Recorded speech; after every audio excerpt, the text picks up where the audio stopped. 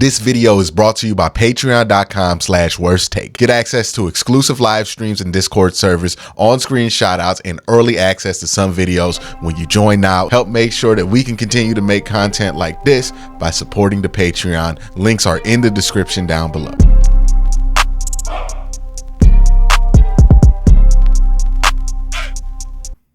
Training camp is peak. I'm in my team bubble time, right? We all be caught in our team's bubble, but I think it's also important to make sure that you spend some time outside your team's bubble, learn what's going on with other teams, because everybody feel like they ready to win the Super Bowl at the end of camp, right? Like everybody feels like they got the best team. They're the one team that improved, right? Because all you're comparing yourself to is what you were last year, but everybody else is doing the exact same thing. And the Cincinnati Bengals, I find to be a fascinating team to talk about this offseason, because it seems as if, Ace, nationally at least, more and more people are catching Bengals fatigue for whatever reason, where they're kind of just like tired on the Bengals. And I think the Bengals are an interesting team. I think the Bengals are a team that people rarely get right when they talk about outside of Cincinnati, because it's not necessarily everything that it would appear as, right? Because you think of like, oh, Joe Burrow, Jamar Chase, and that's what drives the engine. And you think they're like this, like, what, 2010 Chiefs team, not Chiefs team, Chargers team that just can only score, but they don't really defend that well.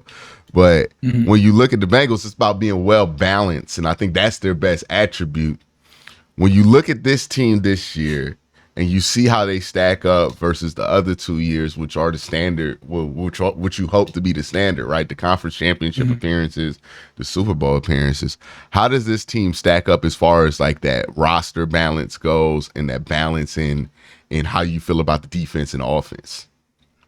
I think the defense is a little bit way more questionable than I think those past 2 years. So if you're talking 2021, 2022, you don't have a Jesse Bates anymore. You don't have a DJ Reader. You do have Von Bell back, so there's some stability there, but you don't have Cheeto. A lot of the guys who were staples on that defense, you really don't have them. You only really honestly have the linebackers, Jermaine Pratt and Logan Wilson. And now you have Von Bell back, but literally most of that defense outside of them and Trey Hendrickson is for the most part gone. So on defense, I think they're in a spot where they are better than they were last season. However, they still have some things to figure out. And I think adding stability on the back end is going to help them.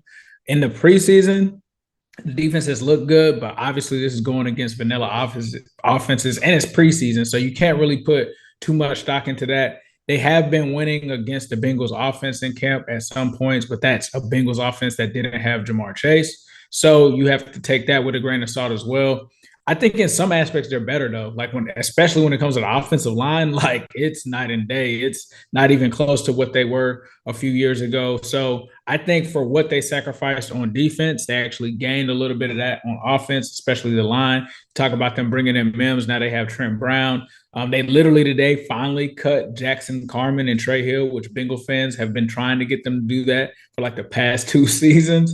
So now they're actually in a place where it's like, oh, we can cut these guys and not have to really worry about it because we've got better guys behind them. So offensive line is better. It's funny to say this because I love Tyler Boyd. I respect Tyler Boyd. You're not, and I think like Joe Burrow said, you're not going to replace Tyler Boyd with one guy, but they might be more explosive at the wide receiver position because of Jermaine Burton, because of Andre Yosivas. They're faster there now. Like before, it was like Jamar Chase was your fast guy. T. Higgins is not really known for his speed. He's more of a high-pointing wide receiver, right? And then they had Tyler Boyd, who was not a fast guy at all. I think if my memory serves me correctly, he ran like a 4.6 at the combine.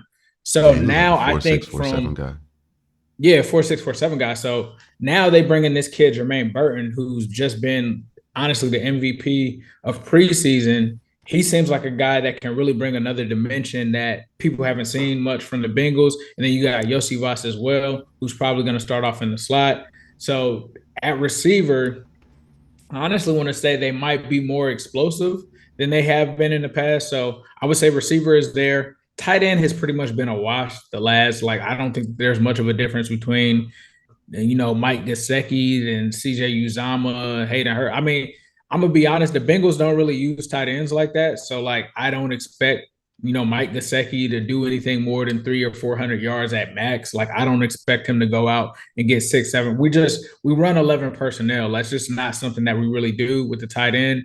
I think even one year we targeted our running backs more. Like Joe Mixon had more catches than our tight ends. So it's just not something that we really do. So I think it's level there. But outside of those other aspects, I think, the defense is kind of a wait and see. I don't think that you could compare that defense though with 2021 or 2022. It's not comparable to those ones. Yeah, it actually has to be proven, but the talent and the players that they had at that point, they just don't have those guys. And that's, what happens when you have to give a guy like Joe Burrow a big contract, Jamar Chase a big contract. You're going to lose some things on some sides of the ball. Yeah, let's get back to that Jermaine Burton thing because like I talk about it all the time, how much I hate how the 2024 draft shaked out because like Jermaine Burton went to the Bengals in the third round, right? And then my guy Roger Rosengarten went to the Ravens, and I believe did Kingsley go in the first round? Kingsley fell all the way to the second round, right? I think Kingsley went in the second round. I think you're right. Yeah. He fell into the second round. I think the Browns could have took Kingsley if he had a chance, if they had wanted to.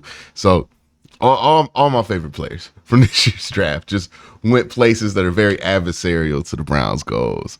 He went to the Chiefs. Chiefs. That's where I was like, I knew I remember hearing him. So I think he might have actually gone, second round to the Chiefs. Mm-hmm. Yeah, I remember thinking, oh man, he might be there. I don't know if I'm not 100%. Yeah, he was there if the Chiefs took him last pick of the second round. So, yeah, it was an interesting draft for me. Jermaine Burton is somebody I like. I like the guys that you guys have been drafting, right? Ian Seavis out of Princeton was somebody I was very high on. Really good speed. FCS guy not even just the FCS guy, Ivy League guy. So, for those of y'all who aren't aware, there's like tiers to the FCS. There is the schools that barely got scholarships in the FCS. So the Duquesnes, if you're aware of those schools, or the St. Francis's, basically the schools that when the MAC plays somebody to beat down on, that's the same school we call to beat down on at YSU or something like that. So those schools are there. Then in the FCS, you also have the Ivy League schools I would put right above them. Then the MEAC. Then a bunch of other conferences. Then there are two power conferences. Well, then there's the SWAC, two power conferences, and then there's Missouri Valley where North Dakota State, all the Dakota schools are at, right? And that's kind of the hierarchy. So it's not just even transit. If he had transferred to North Dakota State, he'd be doing a huge transition as far as competition to play in his senior year, let alone transferring from that to the NFL. It's going to take a little while. I think he's an interesting prospect. How are you guys is because you have Jermaine Burton to do some of the stuff that Tyler Boyd can do, and then you have Ian Seavis to add a speed element in that room, because when you have Tyler Boyd, you play Tyler Boyd, right? And I wonder how much that's going to be different, that you can use that third wide receiver spot and not be chained to one guy there. So maybe you can have some looks where you feel more comfortable putting Jamar Chase in the slot more often and having him run intermediate yak routes, which he's great at, because you don't have to worry about Jamar being that deep threat. I think that that's going to be something that's key. And the key for the Bengals season, unlike the last two times they got to the conference championship, is going to be consistency on offense. And I think you're going to want the Bengals to be high up in first downs. I don't think the Bengals have been one of the highest first down accumulating teams in the NFL. They're very much great drive or 6-play drive. It kind of shakes that with the Bengals a lot when you watch them. How confident are you that they're going to be able to put together an offense that you're not going to be worried about a slow start? You're not going to be worried about, whether it be the season or in a game. You're not going to be worried about those weird periods where it seems like they just can't put together offense. Do you think that those days are over, and that's going to be what makes up for the defense not being, what it was those 2 years you guys went to the conference championship? I mean, it's tough to say because we do have a new offensive coordinator with Dan Pitcher, right? So he's brought in new elements to the existing offense. And one of the things that was a silver lining in Joe Burrow going down when they threw Jake Browning in there is that they were able to see that they don't have to just be in shotgun all of the time. That there's some success that this offense was able to have running plays under center. So I think we'll see more of that because I think for the most part, the Bengals offense was kind of predictable. Like we weren't going to run the ball. We're going to come out and empty all the time. If we're under center, like we're running the ball. Like it was pretty, yeah, 989, like you said, like a lot of the stuff was a little bit, or not a little bit, was predictable, right? And there were certain challenges that they had. So like in 21, they never saw the cover two shell. 22, they saw the cover two shell, had to adjust to it. 23, Joe Burrow's coming back from, the issue that he had with the calf strain. And you just really didn't have him playing up to par. So now, and you also didn't have him play in the preseason at all. And usually the Bengals don't have their starters play in the preseason. This is a season where Joe Burrow, believe it or not, has finally finished his first training camp without something weird happening. No appendectomy, no calf strain, no COVID. Like this is literally the first time, knock on wood. Well, I don't have to knock on wood anymore because he's actually completed it. But this is the first time he's completed that. This is the first time we've really seen starters in the preseason. This is the first time that they've gone in with kind of hey, let's get it going early. We can't afford to have these slow starts and lows that we had before.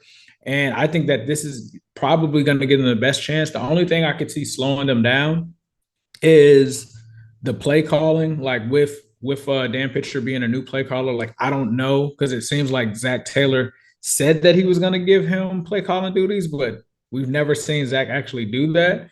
So that's going to be interesting, and that could be an issue that could slow him down. But one thing I'll say too is you hit it right on the head when you talk about Yossi Voss and you talk about Jermaine Burton, Jamar Chase, and all of these guys can move around now because you couldn't put Tyler Boyd on the outside. So it kind of makes them less predictable. And then the biggest thing of them all, the offensive line, like Joe Burrow has never really had time to really throw like that. Even given when they added Orlando Brown, they still had issues with Jonah Williams. They still had issues with interior pressure. And now, if they can get a guy, which it seems like they honestly, from what we've seen, the small sample size, seems like they have their guy in Amarius Mims. He just recently got hurt with like a little, I think it was like some kind of shoulder thing. He's supposed to be back, I think, possibly this week, next week. But he was stepping in for Trent Brown, who wasn't playing majority of camp. He was kind of sitting out. But I think that they have something in terms of the offensive line. Now, again, it's preseason, but that starting offensive line in preseason, I was just not used to Joe Burrow having that much time. Now, that's not to say that that's going to be the case in the regular season, but I think I can confidently say this is probably the best line that he's had, so plays can actually develop. They can actually, have long developing routes, whereas before, nah, dog, you better get these quick routes in because Myles Garrett is coming off that edge. Aaron Donald is coming up the center. Like, so I think that will kind of project them to be a better offense, but there are still things that can slow them down. And kind of like I talked about, like the new offensive coordinator could be things. I think Jamar and Burrow are always going to be on the same page. So I don't think that him missing time is going to affect them. I do think him playing this entire camp with T. Higgins, like, not that they didn't have chemistry, but I think it's going to be even better because it seemed like him and T weren't on the same page at points. And I don't know if it was because Joe didn't really play much in training camp and, the limitations that he had. So I do think that that's a plus as well. And then another thing that could slow them down is if Jermaine Burton and Andre are not ready for that Tyler Boyd role, right? Like if they're not stepping up there, and teams are like, all right, if those guys can't beat us, we're going to do what the Chiefs did. We're going to double Jamar and T and force that third person to beat us. So those are things that could potentially slow them down, but I also see them improving as well. Well, the offensive line is ready by the time you get through the division. Like that's the benefit, right? You ain't going to go into the playoffs with questions about your offensive line. You'll know. Like you'll have answers. Whether those answers will be good or bad, we shall see. But it is interesting to see the Bengals kind of, because teams do this, right? When you have a quarterback, when you are a team that's pretty much guaranteed to be good. Like I've seen people act like, well, over or under for y'all. So 10.5, which is 10.5. up there, right? I tend to be on a push on that, right? Because it's basically 11 or 9. I don't think they get 9, but 11 might be tough to get this year.